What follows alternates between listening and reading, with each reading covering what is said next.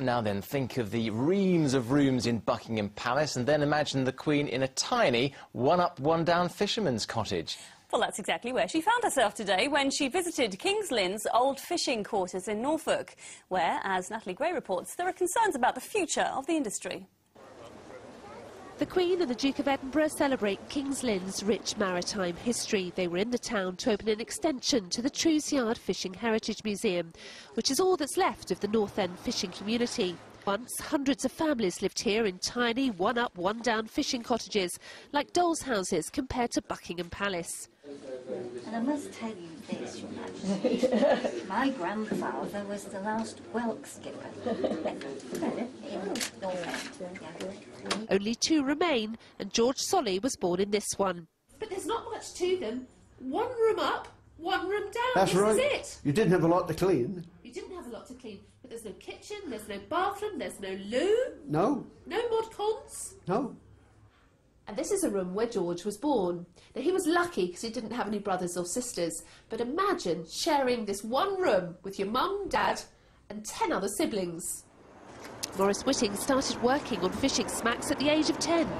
He's 75 now, but says it was a hard but good life. Well, I used to go with Mr. Smith and Alec Carter. And Alec Carter, I thought he was a nasty man, but he did teach me a lot of things.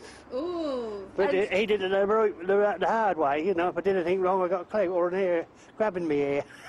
But what about the future of fishing today? John Lake, whose family have fished in the Wash for more than a century, says things are dire. I can see the end of the fishing industry in King's Lynn and the Wash.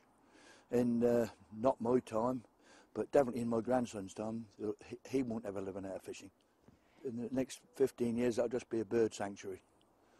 The museum's preserving the past, but the fishermen are more concerned about the future. Natalie Gray, Anglia News, King's Lynn.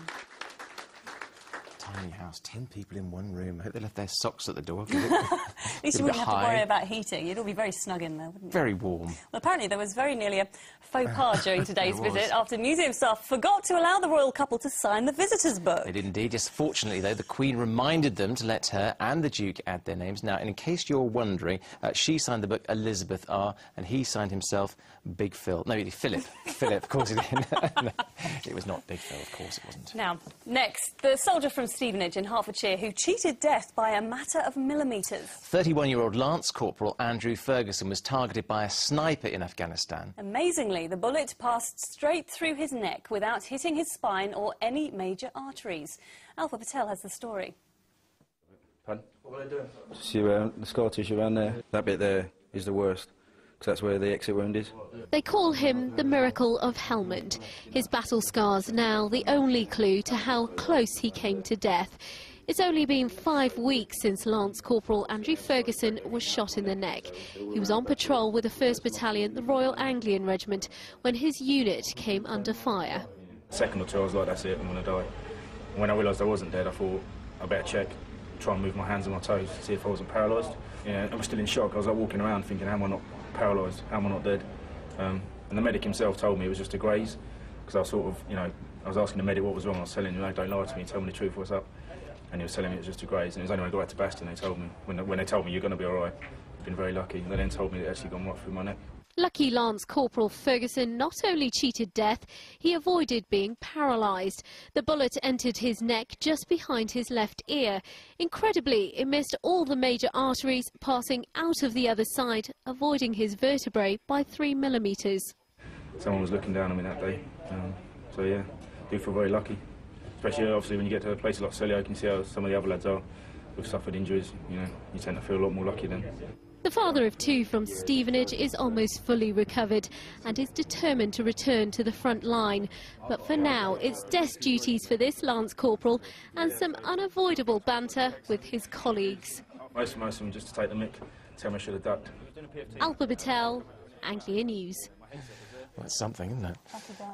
Now, the pop singer Pixie Lott has been back to school today to teach a musical masterclass in her hometown of Brentwood in Essex. It's part of the government's campaign to get children from all over the country involved in music. Pixie was giving out top tips on basic guitar melodies and songwriting techniques. ITV's Sangeeta Kandola was there too.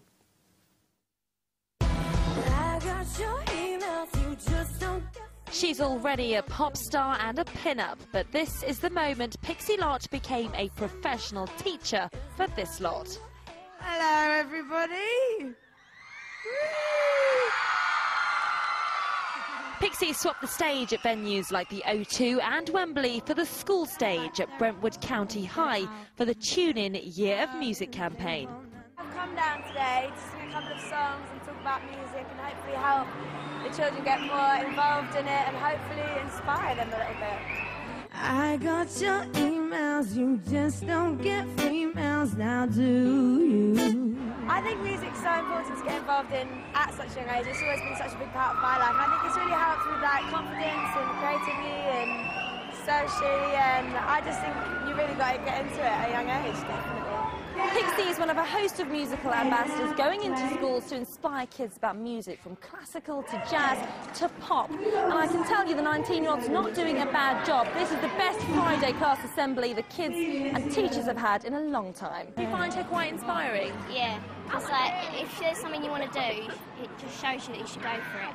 It's really inspired me to take, maybe take music for GCSE. It helps all the people from Brentwood know that they can get there and do things. Any of you want to be pop stars? As part of the Tune-In Year of Music, Pixie performed and answered all the questions the kids had, and there was plenty. Some, though, not about music. First thing, will you go on a date with me? Yeah, you don't have to answer that. Where are you taking me? KFC. I like chicken, yeah. I'm up for that, Jack. Sangeeta Candola, Anglia News, Brentwood in Essex. He had something, didn't he? Bit of style. Never had that in my school. Right, let's take a look at what's coming from the national news. But before that, let's see what's coming up in the weekend weather. Here's Rachel. Right, you can take me to KFC or not? That's it for tonight. In fact, for the week. It is. We'll see you on Monday. See you Monday. Bye. Bye. Bye.